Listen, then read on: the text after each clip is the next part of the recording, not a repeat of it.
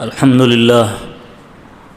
لله نحمده ونستعينه ونستغفره ونؤمن به ونتوكل عليه ونعوذ بالله من شرور أنفسنا ومن سيئات أعمالنا من يهده الله فلا مضل له ومن يضلله فلا هادي له ونشهد أن لا إله إلا الله وحده لا شريك له ونشهد أن سيدنا ومولانا محمدا عبده ورسوله أعوذ بالله من الشيطان الرجيم بسم الله الرحمن الرحيم والشمس وضحاها والقمر إذا تلاها والنهار إذا جلاها والليل إذا يغشاها والسماء وما بناها والأرض وما طحاها ونفس وما سواها فألهمها فجورها وتقواها قد أفلح من زكاها وقد خاب من دساها صدق الله العلي العظيم اللهم صل على سيدنا محمد وعلى آل سيدنا ومولانا محمد وبارک وسلم۔ محترم سامعین، بزرگان دین، عزیز نوجوانوں،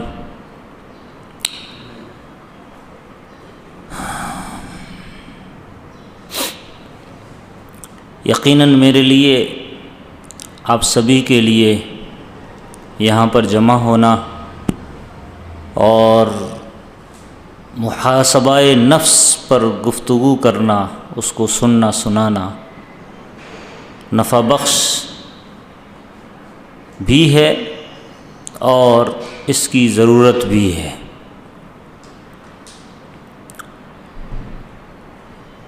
جو عنوان آج طے کیا گیا، اپنے نفس کا محاسبہ کیجیے۔ یقین مانیے، کبھی کبھار کسی بڑے کے ذریعے سے یا کسی امیر کے ذریعے سے یا کسی دوست احباب کے ذریعے سے کوئی ایسا عنوان کی نشاندہی ہو جاتی ہے کہ جو عنوان انتہائی ضروری رہتا ہے، بعض مرتبہ ہم مہینوں ہفتوں اس پر گفتگو نہیں کرتے، اس کا چرچا نہیں کرتے۔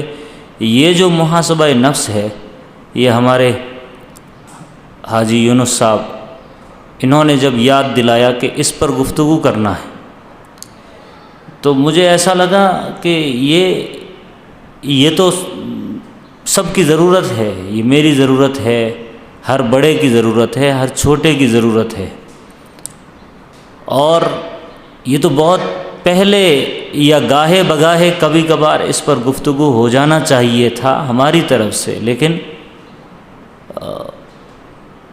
یاد دلانے پر بعض مرتبہ ایسی چیزیں یاد آ جاتی ہے، ورنہ ہم الگ الگ موضوعات پر گفتگو کرتے رہتے ہیں، لیکن ایسے موضوع جو ہماری زندگی سے متعلق رہتے ہیں یا اپنی ذات سے متعلق رہتے ہیں، اپنے انفرادی اعمال سے متعلق رہتے ہیں، اپنی روزمرہ کی زندگی سے متعلق رہتے ہیں، رہ جاتے ہیں، پیچھے رہ جاتے ہیں۔ اور آج کے وقت میں ایسے عناوین پر، ایسے ٹاپکس پر گفتگو بڑی وقت کی شدید ضرورت، اور میں گفتگو کر رہا ہوں، بات کر رہا ہوں، بیان کر رہا ہوں، نصیحت کر رہا ہوں، تو اس کا مطلب یہ نہیں کہ مجھے اس کی ضرورت نہیں ہے، مجھے بھی ضرورت ہے، آپ کو بھی اس کی ضرورت ہے۔ ہم سب اپنی ضرورت سمجھ کر کے جو بھی باتیں سامنے آئے اس کو سنیں، دل کے کانوں سے سنیں، تو انشاءاللہ بڑا اس کا فائدہ ہوگا، مجھے بھی، آپ سبھی کو بھی۔ اور دوسری بات یہ کہ گنے چنے چند افراد ہیں ہمارے سامنے، میرے دل میں اتنا بھی اللہ کا شکر ہے یہ نہیں آتا کہ چند افراد ہیں یا یہ وہ افراد ہیں جو ہمیشہ مجھے سنتے رہتے ہیں،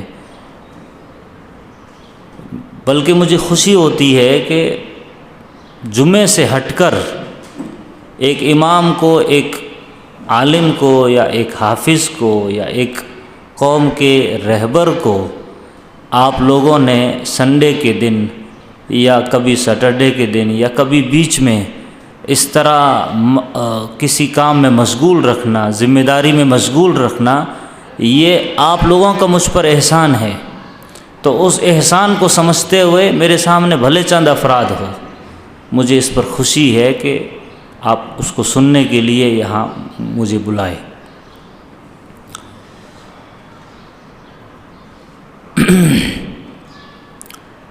نفس یہ ہے کیا، پہلے ہم اس کو سمجھتے ہیں۔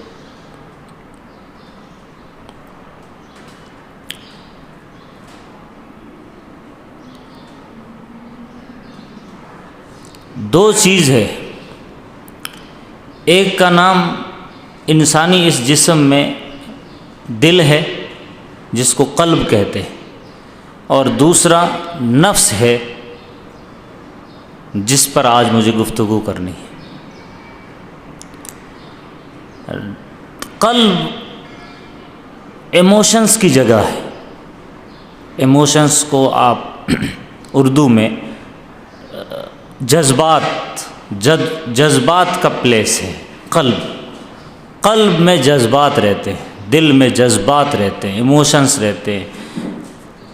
فار ایگزامپل محبت ایک جذبہ ہے، اسی طریقے سے کسی کی یاد ایک جذبہ ہے، اسی طریقے سے بہت ساری چیزیں ہیں، جتنے بھی ایموشنز ہیں، جیسے رونا ہے، جیسے خوش ہونا ہے، جیسے غمی میں آنا ہے، تو یہ غم اور خوشی، غمی، یہ ساری ان ایموشنز کی جگہ دل ہے۔ دل اس کی آماجگاہ ہے، اور اس کے بعد نفس کا نمبر آتا ہے۔ نفس ایسی جگہ ہے جہاں ایمبیشنز ہے، یعنی خواہشات ہے، تمنائیں ہیں، اور ان دونوں کا تعلق ایسا ہے کہ جتنا بھی دل پاکیزہ ہوگا، آپ کی ایمبیشنز اتنی ہی پاکیزہ ہوگی۔ آپ کے جذبات، جتنے جذبات پاکیزہ ہوں گے، تمنائیں اتنی بھی پاکیزہ ہوگی۔ دل پاکیزہ ہے، اس کے جذبات پاکیزہ ہے، تو پھر نفس ایسی چیز کی تمنا کرے گا جو اچھے ہوں گے، کیونکہ نفس میں دونوں چیزیں ہیں، دل میں دونوں چیزیں نہیں ہوتی ہے، اچھا یا برا۔ اس کا تعلق خصوصاً نفس کے ساتھ ہے۔ دل ایک آئینے کی طرح ہے، دل ایک آئینے کی طرح ہے، وہ صاف ستھرا ہے۔ نفس آلودہ ہوتا ہے، گندا ہوتا ہے، اور اس گندگی کا اثر دل پر پڑتا ہے، جس کی وجہ سے دل گدلا ہو جاتا ہے، میلا ہو جاتا ہے۔ لیکن یہ ایسا ہی ہے جیسے مثلاً ایک بوتل ہے، یہ اس کے اوپر میل پڑ گیا تو آپ اس کو دھو لو اوپر سے، یہ صاف ہو جائے گا۔ اس کی پالش آتی ہے اور اچھے سے صاف ہو جائے گا۔ مرر، کانچ، اس پر دھول مٹی پڑ گئی، آپ اس کو صاف کر دو، ایک دم چمکے گا۔ وہ ہے حال دل کا۔ اس کو کہتے ہیں اردو میں تصفیہ، صفائی کر دینا، جس کو کہتے ہیں انگلش میں کلیننگ۔ یہ کلیننگ کا تعلق دل کے ساتھ ہے، جو اوپر سے صاف کر دیا جاتا ہے۔ لیکن جو نفس ہے، وہ نفس کلیننگ سے کام نہیں چلے گا، پیوریفیکیشن سے کام چلے گا، جس کو کہتے ہیں پاک کرنا، صاف کرنا، ستھرا کر دینا۔ جیسے کپڑا میلا ہوتا ہے، اوپر سے آپ رگڑ دو، صاف نہیں ہوگا جب تک کہ اس کو بھگوئیں گے نہیں، گلائیں گے نہیں، اس کے اندر کئی گھنٹے پانی کے اندر رکھیں گے نہیں، تب جا کر اس کا میل صاف ہوتا ہے۔ یہ حال ہے نفس کا۔ یہ اتنا اہم ہے ٹاپک کہ آپ اندازہ لگائیے کہ جو میں نے آیات پڑھی شروع میں سورۃ الشمس کی، اس میں اللہ تبارک و تعالیٰ نے نفس کی اس صورت کو سمجھانے کے لیے کہ اللہ یہ سمجھاتے ہیں کہ نفس میں دونوں چیزیں ہیں، خیر بھی ہے، شر بھی ہے۔ یہ نفس خیر کی آماجگاہ بھی ہے اور شر کی آماجگاہ بھی ہے۔ اس کو سمجھانے کے لیے اللہ نے پہلے 7 قسمیں کھائی۔ ایسا قرآن میں آپ کو بہت کم ملے گا کہ کنٹینیو اللہ نے 7 قسمیں کھائی۔ اگر جس بات کو بیان کرنے کے لیے، سمجھانے کے لیے اللہ تبارک و تعالیٰ کو 7 قسمیں کھانی پڑے، اگر ہم اس بات کو اگنور کر دیں گے، سمجھیں گے نہیں، جس پر اللہ 7 قسمیں کھا رہا ہے، تو یہ ہمارا کتنا بڑا جرم اور کتنی بڑی بھول اور کتنی بڑی لاپرواہی ہوگی۔ دیکھیے اللہ نے قسمیں کہی، والشمس وضحاها والقمر اذا تلاها، سورج کی قسم، چاند کی قسم، والنہار اذا جلاها، دن کی قسم، واللیل اذا یغشاها، رات کی قسم، والسماء وما بناها، آسمان کی قسم، والارض وما طحاها، زمین کی قسم، اور پھر 7ویں نمبر پر ونفس وما سواها، نفس کی قسم، اور پھر 8ویں نمبر پر وہ بات سمجھائی فَأَلْهَمَهَا فُجُورَهَا وَتَقْوَاهَا، اس اللہ نے اس نفس کے اندر فجور بھی رکھا ہے، تقوی بھی رکھا ہے، یعنی بدی بھی رکھی ہے اور خیر بھی رکھا ہے۔ آپ سوچئے کتنا اہم ٹاپک ہے، جس بات کے لیے اللہ 7 قسمیں کھا رہا ہے۔ اچھا، ایک ہوتا ہے ہم قسم کھا لیں تو ہماری ڈگنیٹی یا ہماری حیثیت کیا ہے، تو ظاہر ہے قسمیں کھا کر اگر کسی کو یقین آتا ہے تو کھانا چاہیے، لیکن اللہ کے بارے میں کوئی شک و شبہ نہیں، ایمان والوں سے بات کر رہا نا اللہ، یہاں اللہ ایمان والوں سے بات کر رہا ہے، اور ایمان والے کے لیے اللہ پاکیزہ ہے، اللہ پاک ہستی ہے، اللہ جھوٹ نہیں بولتے، پھر اللہ کو کیوں قسم کھانی پڑ رہی؟ اس بات کی اہمیت کو سمجھانے کے لیے اللہ نے 7 قسمیں کھائی کہ میں رب 7 قسمیں کھا کر سمجھا رہا ہوں کہ یہ نفس بدی کا بھی مرکز ہے اور خیر کا بھی مرکز ہے، اس کو اگنور کرو گے زندگی نہیں بنے گی، زندگی صاف ستھری نہیں ہوگی۔ اب اس کا تزکیہ، نفس کا تزکیہ، نفس کی صفائی کا نام قرآن تزکیہ کہتا ہے۔ نفس کی جو صفائی ہوتی ہے اس کو قرآن کی زبان میں تزکیہ کہا گیا۔ تزکیہ کہتے ہیں پیور کرنا، پاک صاف کرنا، اور ایک ہوتا ہے تصفیہ۔ تصفیہ صفائی کا نام ہے، جو اوپر ہوتی ہے۔ تزکیہ ان سائڈ گندگی کو دور کرنا، اور تصفیہ آؤٹ سائڈ گندگی کو دور کرنا۔ تصفیہ قلب کا ہوتا ہے، تزکیہ نفس کا ہوتا ہے۔ یہ اتنا اہم ہے نفس کا تزکیہ یا نفس کا محاسبہ کہ اللہ تبارک و تعالیٰ نے قرآن پاک میں ایک جگہ ارشاد فرمایا وَذَلِكَ جَزَاءُ مَن تَزَكَّىٰ، کہ جب جنتی جنت میں چلے جائیں گے، حساب کتاب ہو جائے گا، تو اللہ وہاں ارشاد فرمائیں گے کہ یہ جو جنت آپ کو ملی ہے اس وجہ سے ملی کہ آپ نے اپنا تزکیہ کر لیا تھا۔ اس کا مطلب کیا ہوا؟ بغیر تزکیے کے ایمان والوں کو جنت نہیں مل سکتی، تزکیے کے بغیر۔ یہاں یہ نہیں کہا بغیر ایمان کے، بغیر اعمال صالحہ کے، بغیر نماز کے، نہیں، تزکیہ۔ اس کا مطلب یہ تزکیہ کچھ الگ شے ہے، اس کو سمجھنا بہت ضروری ہے۔ وَذَلِكَ جَزَاءُ مَن تَزَكَّىٰ، یہ جنت ان لوگوں کا بدلہ ہے جس نے اپنا تزکیہ کر لیا۔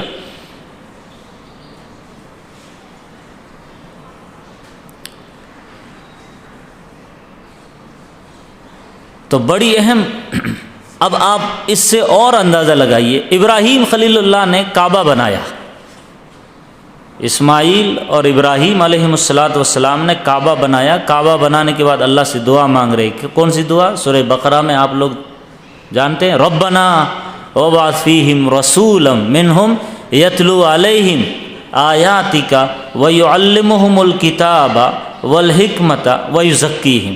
ترتیب دیکھ رہے ہیں آپ کہ اے اللہ میں آپ سے ایسا رسول مبعوث کرنے کی دعا مانگ رہا ہوں، ربنا وابعث فیہم رسولا، اے اللہ ان لوگوں میں، اس قوم میں، میری ذریت میں ایک ایسا رسول مبعوث فرما، یتلو علیہم آیاتک، جو تیری آیات پڑھ پڑھ کر لوگوں کو سنائے۔ ایک پہلی دعا، وَيُعَلِّمُهُمُ الْكِتَابَ، دوسری دعا جو کتاب کی تعلیم دے لوگوں کو، وَالْحِکْمَةَ، حکمت اور دانش مندی سکھائیں، اور چوتھے نمبر کی دعا دیکھیے، وَيُزَكِّيهِمْ، اور ان لوگوں کا تزکیہ کرے، ان کی صفائی کرے، ان کا نفس اور دل پاک کرے، یہ ہے تزکیہ۔ اگر یہ ایک ہی چیز ہوتی تو پھر یتلو علیہم آیاتک ویعلمہم الکتاب والحکمۃ کہہ دیتے، کافی تھا۔ ویزکیہم کی جو مہر لگائی حضرت ابراہیم نے دعا کے اندر، یہ بڑی اہم چیز ہے، اس لیے حضرت ابراہیم اللہ سے دعا میں مانگ رہے ہیں۔ اب جب اللہ نے وہ دعا قبول فرمائی، جب اللہ نے اس دعا کو قبول فرمایا تو ترتیب بدل دی۔ جو انہوں نے 4 نمبر پر جو دعا مانگی تزکیے کی، اللہ نے قبولیت کے وقت 2 نمبر پہ رکھ دیا۔ قرآن کی آیت ہے، لقد من اللہ علی المؤمنین، اس اللہ نے احسان کیا ہے یقیناً ایمان والوں پر، اذ بعث فیہم رسولا، ایک رسول مبعوث کر کے، ایک رسول بھیج کر کے، یتلو علیہم آیاتہ ویزکیہم ویعلمہم الکتاب والحکمۃ۔ آپ دیکھیے، یتلو علیہم آیاتہ، یہ پہلے نمبر پر رکھا، وہاں بھی پہلے نمبر پر تھا، لیکن یہاں تزکیہ دوسرے نمبر پر لائے، دعا میں ابراہیم نے 4تھے نمبر پر مانگا تھا، ویزکیہم، پھر فرمایا ویعلمہم الکتاب والحکمۃ۔ اس کا مطلب یہ ہوا کہ بغیر تزکیے کے آپ کی تعلیم بیکار ہے، جو تیسرے نمبر پر سمجھایا جا رہا، بغیر تزکیہ نفس کے آپ کی حکمت اور دانش مندی والی نصیحتیں سب بیکار۔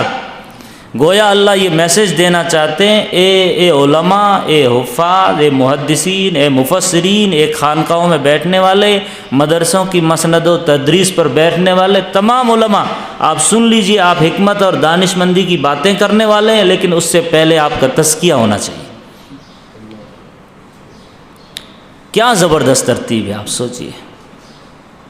اور اس تزکیے کی جب یہ اہمیت ہے تو پھر ہم نے اس کو کیسے، اس کا کیسا خیال رکھنا چاہیے، یا کس طرح اپنی اصلاح کرنی چاہیے اس بات کو لے کر کے۔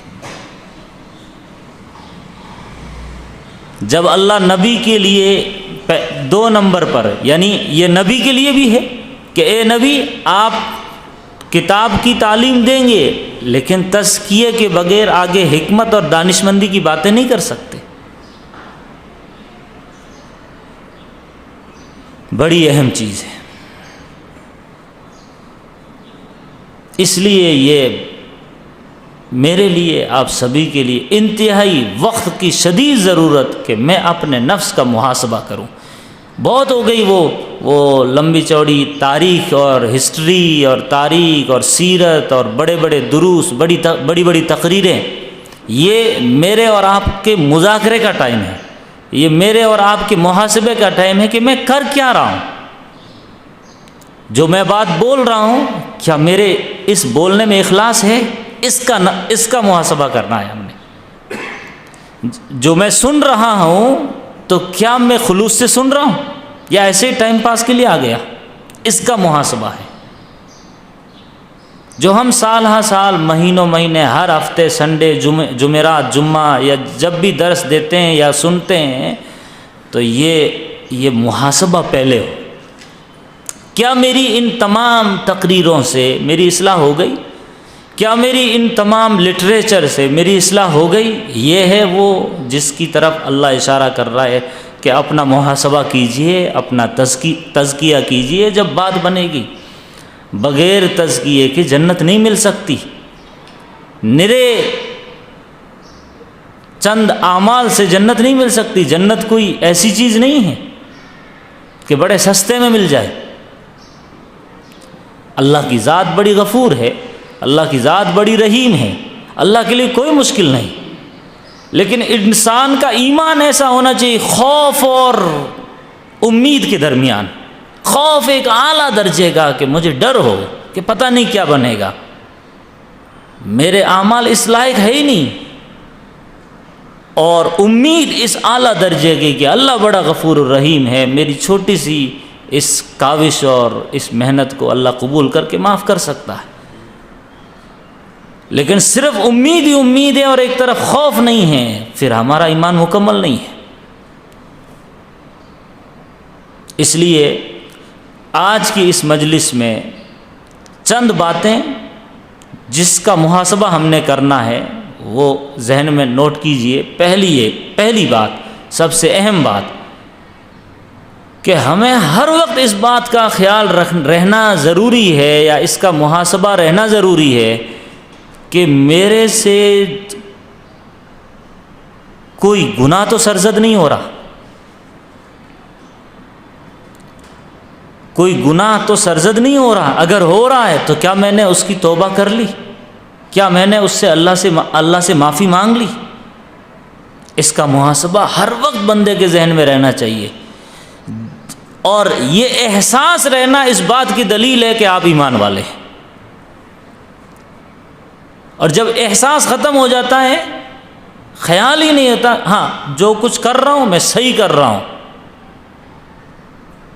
اور گناہ کو بھی بعض لوگ تاویلات اور دلیلوں سے اس کو نیکی بنا کر کے پیش کرنا، یہ شیطان کا ڈبل دھوکہ۔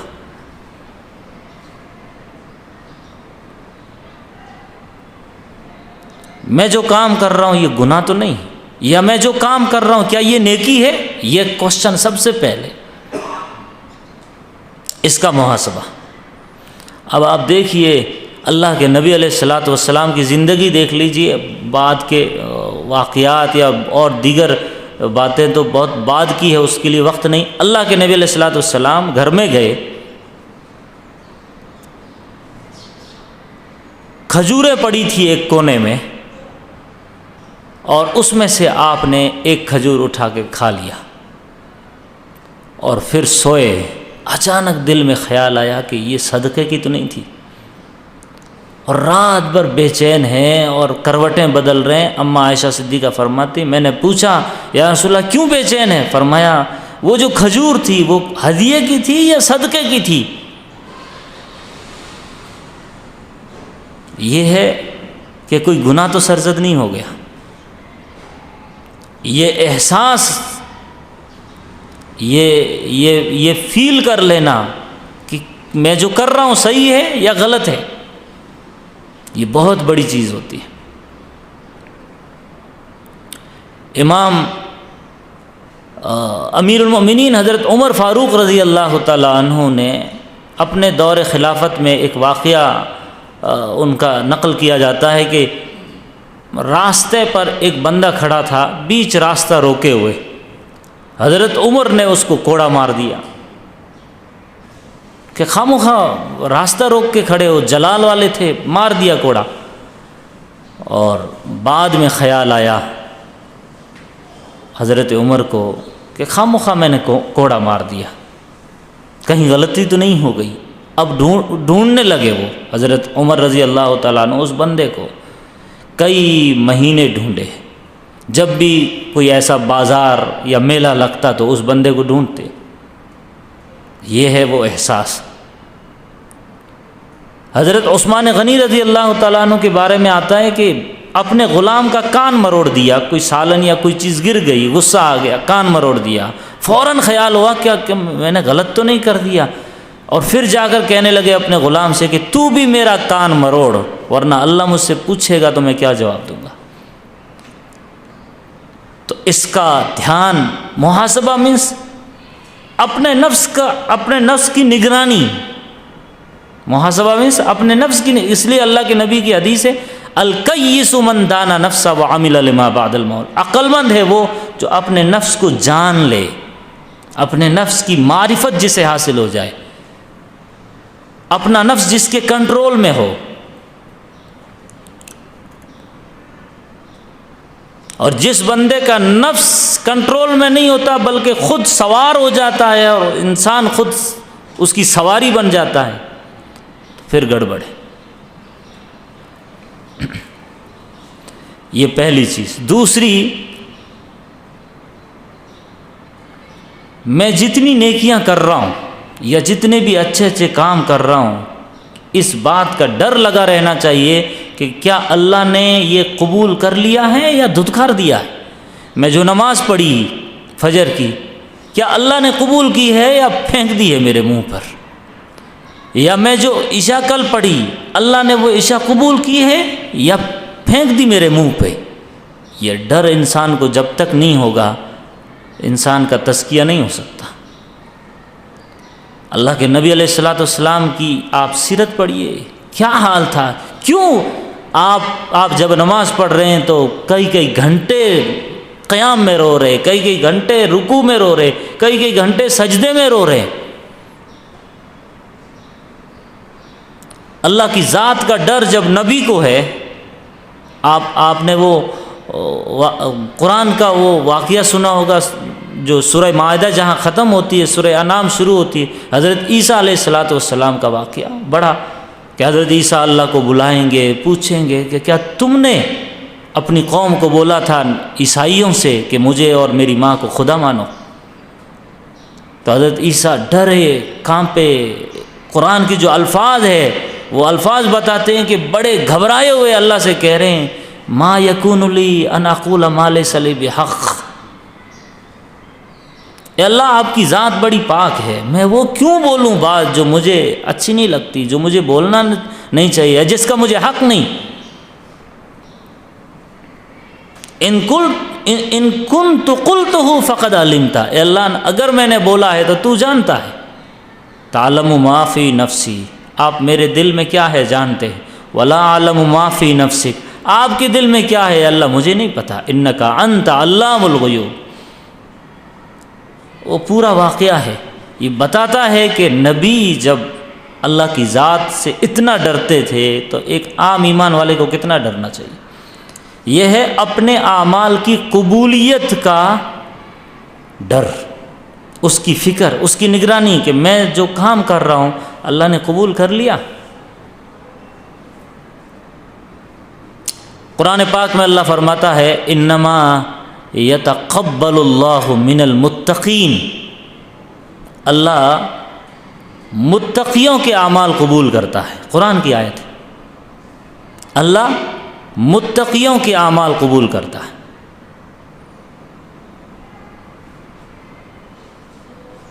بڑی لمبی تفسیر ہے۔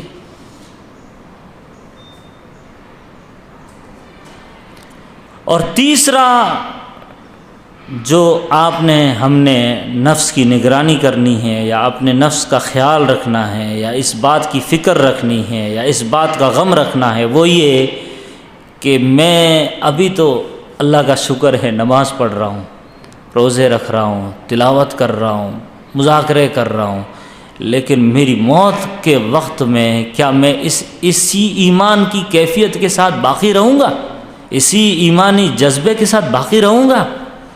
کہیں ایسا تو نہیں کہ میرا موت کے وقت ایمان سلب ہو جائے؟ اس کا ڈر،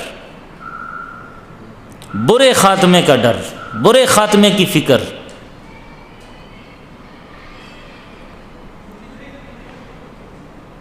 سر سقطی رحمۃ اللہ علیہ، اللہ والے ہیں، ان کی عمر میں، ان کی سوانح عمری میں لکھا ہے، پتہ نہیں یہ بات کہاں تک صحیح ہے، لیکن ترغیب کے لیے اکابرین نے یہ واقعہ نقل کیا ہے کہ اچانک رات کو اٹھتے تھے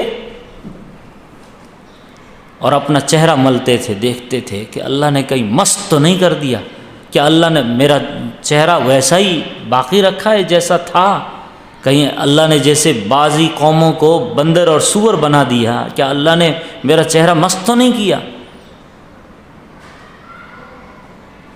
بہت سارے واقعات ہیں، یہ بتاتے ہیں کہ انسان کو یہ اگر ڈر نہیں ہے، ہم یہ سمجھتے ہیں کہ میں جو کچھ کر رہا ہوں صحیح کر رہا ہوں اور اسی پر گھمنڈ ہے، اسی پر غرو ہے، ذرا سی داڑھی، ذرا سا جبہ قبہ، ذرا سی سب کچھ پہن لیا ایمانی اور ایک اللہ والے کی حلیہ بن گیا تو اپنے زوم میں رہنے لگا کہ میں تو بڑا دیندار ہوں، یہ لے ڈوبے گا، یہ زوم انسان کو لے ڈوبے گا۔ اور جس بندے کو یہ خیال ہو کہ سب کچھ ہے لیکن کچھ بھی نہیں، سب کچھ کر رہا ہے لیکن بعد میں یہ ہو کہ یہ کچھ بھی نہیں ہے، اللہ قبول نہیں کر سکتا، میرے اعمال بھی میری برائیوں جیسے، اس میں وہ خلوص نہیں ہے جو خلوص اللہ چاہتا ہے، وہ سنتیں نہیں ہیں جو سنتیں اللہ چاہتا ہے، وہ پاکیزگی نہیں جو پاکیزگی اللہ چاہتا ہے۔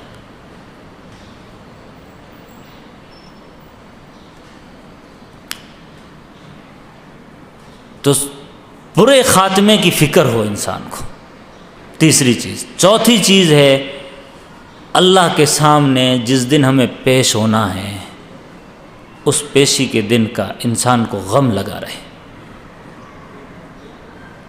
اللہ تو ہر چیز پوچھے گا، اور جس چیز کے بارے میں کوشچن کر لیا، کیا ہم اپنے آپ کو اس لائق سمجھتے ہیں کہ ہم جواب دے دیں گے؟ اسی لیے بعض بزرگوں کا یہ قول ہے کہ اگر حساب ہو گیا تو پھر تو گئے کام سے، اور اگر اللہ کا فضل ہو گیا تو پھر بات بن گئی۔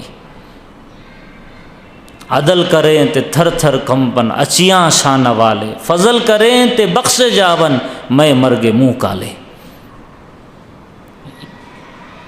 تو یہ ہے کہ اگر اللہ کا عدل ہوا تو پھر تو معاملہ گڑبڑ ہے، اور فضل ہو گیا تو پھر بیڑا پار ہے۔ تو اللہ اسی لیے جب جنت دی جا رہی ہے، ہدایت دی جا رہی ہے، وہ نعمت دی جا رہی ہے، قرآن دیا جا رہا ہے، تو اللہ نے قرآن میں کیا کہا؟ ھذا من فضل ربی۔ لوگ اس کو غلط جگہ استعمال کرتے ہیں، قرآن پر، مکان پر اور گاڑی پر، بنگلوں پر۔ ھذا من فضل ربی، وہ اس نعمت کے لیے ہیں، اللہ کی رضامندی والی۔ اللہ راضی ہو کر نعمت دے دی، اللہ نے راضی ہو کر قرآن کی ہدایت دے دی، اللہ نے راضی ہو کر جنت دے دی، اس کے لیے وہ الفاظ ہے فضل۔ وہ فضل اس لیے کہ وہ ہم اس لائق نہیں تھے، اللہ کا فضل ہو گیا کہ مل گیا۔ تو اللہ کے سامنے پیشی کی فکر انسان کو ہمیشہ۔ اور پانچویں بات یا پانچویں جو فکر انسان کو لگی رہنی چاہیے ہمیشہ، پوری انسانیت کی فکر، پوری امت کا غم۔ جو بات میرے پاس ہے، جو ہدایت میرے پاس ہے، جو دولت میرے پاس ہے، جو امانت میرے پاس ہے، جو اچھائیاں میرے پاس ہے، کیا میں یہ باتیں دوسروں تک پہنچا چکا؟ ایک یہ۔ دوسرا یہ کہ کوئی غریب ہے، کوئی مسکین ہے، کوئی بیوہ ہے، تو کیا ان کی خدمت میں نے کر دی؟ اگر میں اس قابل ہوں کہ کر سکتا ہوں، نہیں کر پا رہا ہوں یا نہیں کیا ہے، تو اس کی فکر۔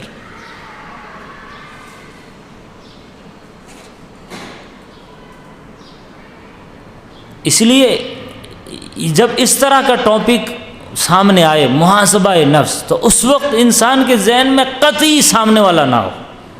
محاسبہ نفس، حاسبہ یحاسب، یہ عربی کا ورڈ ہے، اس کا مطلب ہے آپس میں محاسبہ کرنا۔ اس کا مطلب یہ نہیں ہے کہ دوسرے کا جائزہ لو، تم میرا لو میں تمہارا لو، آپس میں محاسبہ کرو۔ اس کا مطلب یہ بھی ہے کہ آپ اپنے نفس کا محاسبہ لیں، اور پھر نفس آپ کو کیا بولتا ہے، دل آپ کو کیا بولتا ہے، آپس میں یہ جس کو کہتے ہیں گیٹ ٹوگیدر، مل کر کے ایک چیز یا ایک پوائنٹ پر، ایک مدعے پر پہنچنا۔ اسی لیے فرمایا حاسبوا قبل ان تحاسبوا، اپنا محاسبہ کر لو اس سے پہلے کہ اللہ تمہارا محاسبہ کرے۔ حاسبوا قبل ان تحاسبوا۔ اب اس نفس کا تزکیہ کیسا ہو، میں 2 منٹ میں اپنی بات شاید لمبی ہو گئی، میں ختم کرتا ہوں۔ اس نفس کا تزکیہ ہو کیسے؟ صرف 2 حل ہے، وہ بھی قرآن کی روشنی میں۔ اپنے نفس کا تزکیہ، اپنے نفس کی دیکھ ریکھ ہو کیسے سدھاریں ہم اپنے نفس کو؟ ایک وہ جو حدیث بھی ہے، لِكُلِّ شَيْءٍ ثِقَالَةٌ وَثِقَالَةُ الْقَلْبِ ذِكْرُ اللَّهِ، ہر چیز کہ زنگ دور کرنے کا ایک آلہ رہتا ہے، دلوں کی زنگ دور کرنے کا آلہ اللہ کا ذکر ہے۔ اور اللہ کے ذکر میں لوگوں نے پتہ نہیں تسبیح کو سمجھ لیا، سبحان اللہ الحمدللہ، بس یہی سمجھتے ہیں یہ تزکیے کا ایک سب سے بڑا ہتھیار ہے۔ اللہ کا ذکر قرآن ہے، سب سے بڑا ذکر اللہ کا کیا ہے؟ قرآن۔ قرآن آپ کے دلوں کو پاکیزہ کرے گا، قرآن آپ کے نفس کا تزکیہ کرے گا، اور قرآن کی مجلس، قرآن کا ورد، قرآن کا چرچا، قرآن کی دعوت، اس سے دل پاک ہوتے ہیں، اس سے نفس کا تزکیہ ہوتا ہے۔ اور دوسری چیز ہے صحبت، یہ اتنی اہم ہے کہ آپ اندازہ لگائیے کہ ایک مثال سے سمجھاتا ہوں، زمین گندی ہو جاتی ہے تو اس کو پاک کرنے کے دو طریقے ہیں فقہ میں۔ فقہ جب ہم مدرسے میں پڑھتے ہیں تو اس کو پاک کرنے کے دو طریقے، ایک یہ کہ اس پر اتنی بارش ہو کہ جو گندگی ہے وہ بہہ کے چلی جائے، دھل جائے، اور دوسرا اس کا طریقہ یہ سمجھایا جاتا ہے کہ اس پر دھوپ کی کرن اتنی شدت سے پڑے کہ اس کے اوپر جو پیشاب یا گندگی جو بھی ہے وہ اس کا رنگ ختم ہو جائے، اس کی بو ختم ہو جائے، اس کا مزہ چلا جائے، اور کچھ اس پہ ایسا لگے ہی نہیں کہ کسی نے یہاں پیشاب کیا۔ یہ دو طریقے ہیں۔ اب اس نفس کو اور اس دل کو پاک کرنے کے بھی یہی دو طریقے ہیں۔ اس دلوں پر یا اس نفس پر آپ اتنا اللہ کا ذکر ڈالیے، اللہ کا چرچا ڈالیے، قرآن کی تلاوت ڈالیے، درس قرآن کے حلقے والی باتیں ڈالیے، حدیث کو اتنا سنیے بارش کی طرح کہ وہ گند دور ہوتا رہے اور وہ روشن ہوتا رہے۔ اور اس کو ایسے سمجھ لیجئے کہ اس پر وہ روشنی قرآن کی، جیسے دھوپ کی روشنی پڑتی ہے زمین پر تو وہ زمین پاک ہو جاتی ہے۔ اگر کسی زمین پر پیشاب کیا ہوا ہے اور آپ کو پتہ ہے یہاں کسی نے پیشاب کیا ہے، آپ نماز پڑھنا چاہتے ہیں، آپ دیکھیے کہ وہ اس کی گندگی، اس کی بو، اس کا جو بدبو سب ختم ہو گئی تو آپ نماز پڑھ سکتے ہیں، کوئی مسئلہ نہیں ہے اس میں۔ تو روشنی ایسی ڈالیے قرآن کی تلاوت کی، ذکر کی، کہ آپ کا دل پاکیزہ ہو جائے گا۔ زیادہ سے زیادہ اذکروا اللہ ذکرًا کثیرا کہا گیا۔ اور دوسری صحبت، یہ صحبت کے بارے میں ایک اللہ والے کا فارسی کا شعر بھی لکھ کے لایا ہوں، اور قرآن میں بھی ہے، اتقوا اللہ وکونوا مع الصادقین، اے لوگوں اللہ سے ڈرتے رہو، سچے لوگوں کے ساتھ رہو۔ صحبت کا بڑا اثر ہوتا ہے۔ اب آپ دیکھیے بکری جو چراتا ہے، بکری، وہ چرانے والے کو آپ دیکھیے اس میں تواضع رہتی ہے، اس جانور کی صحبت کا اثر ہوتا ہے۔ اسی لیے اللہ نے اکثر نبیوں کو بکریاں چروائی، تو تواضع آنے کے لیے، اخلاق آنے کے لیے۔ اور اونٹ جو زیادہ اونٹ رکھتا ہے اور اونٹ کا جو دیوانہ ہوتا ہے اس میں کبر رہتا ہے، گھمنڈ رہتا ہے۔ ویسے اونٹ کی بہت ساری خصوصیات ہے، لیکن ایک جگہ یہ بھی ہے کہ اونٹ والے میں تکبر رہتا ہے، اس لیے عربوں میں بڑا تکبر تھا، اللہ کے نبی نے پھر ان کو سدھارا۔ پورے روئے زمین پر سب سے زیادہ اپنے کو معزز سمجھتے تھے، سب کو اجمی کہتے تھے، اپنے آپ کو عربی کہتے تھے، سب لوگ اونٹ چرانے والے تھے۔ اور جو گھوڑا پالتا ہے عام طور پر کہتے ہیں کہ اس میں بہادری رہتی ہے۔ تو جب جانور کی صحبت کا انسان کی اس صحبت کی وجہ سے اثر پڑ جاتا ہے تو پھر کیا اچھے لوگوں کی صحبت کا اثر نہیں ہوتا؟ اسی لیے قرآن میں کہا گیا۔ مولانا سعدی نے فارسی کا ایک شعر لکھا ہے کہ بدو گفتم کے مشکی یا عبیری، از بوئے دل آویز تو مستم، بگفتہ من گلے نا چیز بودم، ولیکن مدت باگل نشستم، جمال ہم نشی در من اثر کرد، وگرنہ من ہما خاکم کے ہستم۔ مثال سے سمجھایا ہے انہوں نے کہ ایک مٹی تھی جس سے بڑی خوشبو آ رہی تھی، تو پوچھا کہ اے مٹی اتنی خوشبو تیرے اندر کہاں سے آئی؟ تو کہا کہ میں تو ایک مٹی ہوں، خاک ہوں، میری کیا حیثیت، لیکن گلوں کے ساتھ رہی، وہ باغیچے کا پھول تھے، ان کے ساتھ میں رہنے کی وجہ سے میرے اوپر پھول گرے، پتے جھڑے، اتنا جھڑے کہ میری اس مٹی میں خوشبو آ گئی۔ تو ان پھولوں کی یہ مثال سے سمجھایا ہے کہ صحبت کیا رنگ دے کہ وہ پھولوں کی صحبت سے مٹی خوشبودار ہو گئی۔ تو یا تو اچھی صحبت یا پھر ذکر، یہ دو ہی ہتھیار ہے، اور بیک وقت دونوں ضروری، یا یہ نہیں، دونوں کیجئے، صحبت صالح اور پھر ذکر اللہ، اس سے دلوں کا تزکیہ ہوگا۔ قرآن پاک میں آپ کو وقت زیادہ ہو رہا ہے، اشارہ کرتا ہوں، اللہ تبارک و تعالی، ہم سورہ فاتحہ میں اللہ سے دعا مانگتے اہدنا الصراط المستقیم، اے اللہ ہمیں سیدھا راستہ بتا۔ آگے یہ نہیں کہا اے اللہ قرآن کا راستہ، حدیث کا راستہ، سنت کا راستہ، ایسا نہیں ہے۔ صراط الذین انعمت علیہم، اس کا مطلب کیا ہے کہ سیدھے راستے کے ساتھ سیدھے راستے والے لوگ ضرور چاہیے، سیدھے راستے والے لوگ جن پر اللہ کا انعام ہوا، اور اس کا جواب اللہ نے دوسری جگہ دیا، اولئک الذین انعم اللہ علیہم، جن پر اللہ نے انعام کیا ہے، جس کو تم دعا مانگتے ہو کہ ان کا راستہ چاہیے جن پر انعام ہوا، وہ کون ہے؟ من النبیین والصدیقین والشہداء والصالحین، انعام ان پر ہوا۔ تو اللہ سے دعا فرمائیں اللہ مجھے آپ سبھی کو بھی اپنے نفس کے محاسبے اور اس کی فکر کرنے کی توفیق عطا فرمائیں۔ وآخر دعوانا الحمدللہ۔